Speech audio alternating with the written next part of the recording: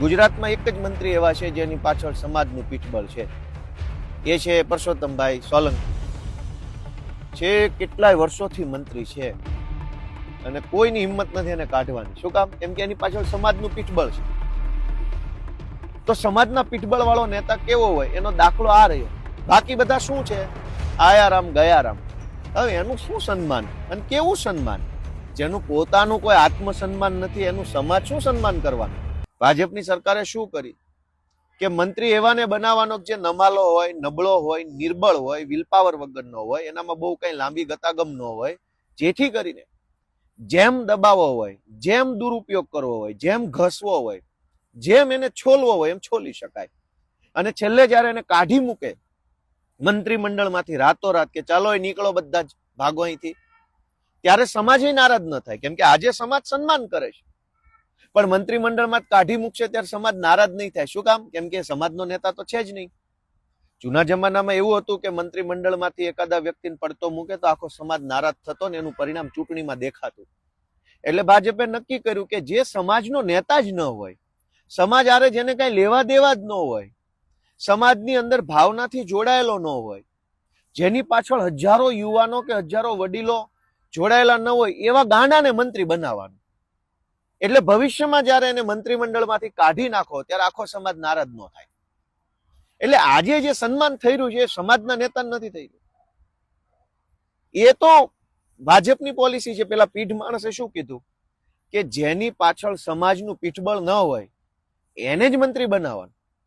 ગુજરાતમાં એક જ મંત્રી એવા છે જેની પાછળ સમાજનું પીઠબળ છે. એ છે પરસોત્તમભાઈ સોલંકી. છે કેટલાય વર્ષોથી મંત્રી છે અને કોઈની હિંમત નથી એને કાઢવાની. શું કામ? કેમ કે એની પાછળ સમાજનું પીઠબળ છે. તો સમાજના પીઠબળ વાળો નેતા કેવો હોય એનો દાખલો આ રહ્યો. બાકી બધા શું છે? આયારામ ગયારામ. હવે એનું શું સન્માન અને કેવું સન્માન? જેનું પોતાનું કોઈ આત્મસન્માન નથી એનું સમાજ શું સન્માન કરવાનું?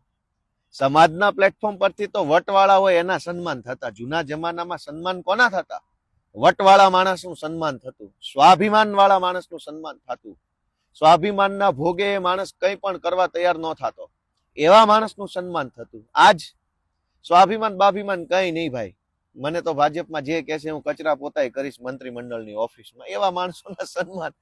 એટલે સન્માન થાય એ ખોટું નથી, પણ સમાજનું વાસ્તવિક પીઠબળ જેની પાછળ ન હોય એવા માણસો મંત્રી બની જાય કે ધારાસભ્યો બની જાય કે કંઈ પણ બની જાય. હું તો એમ કહું અમેરિકન રાષ્ટ્રપતિ બની જાય. તેમાં હરખાવા જેવું શું છે? નહીતર સમાજમાં આટલા બધા પ્રશ્નો છે.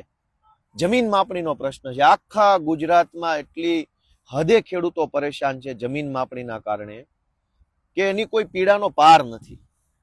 હજારો ખેડૂતો કાગળિયાઓની થેલીઓ લઈ લઈને પ્રાંત ઓફિસ, મામલતદાર ઓફિસ, DILR ટિપ્પણ કઢાવે, સિટી સર્વેમાન, એમાન તેમાન જ્યાં હોય ત્યાં જાય છે. કોઈ મેળ પડતો નથી 10-10 વર્ષથી. સન્માન લેવા આવેલા સન્માનની મંત્રીઓને આપણે પૂછવું ના જોઈએ કે આ તમારી સરકાર છે તો આ ધક્કા કાં ખાવા પડે છે અમારે પ્રાંત ઓફિસોમાં અને DILR કચેરીઓમાં?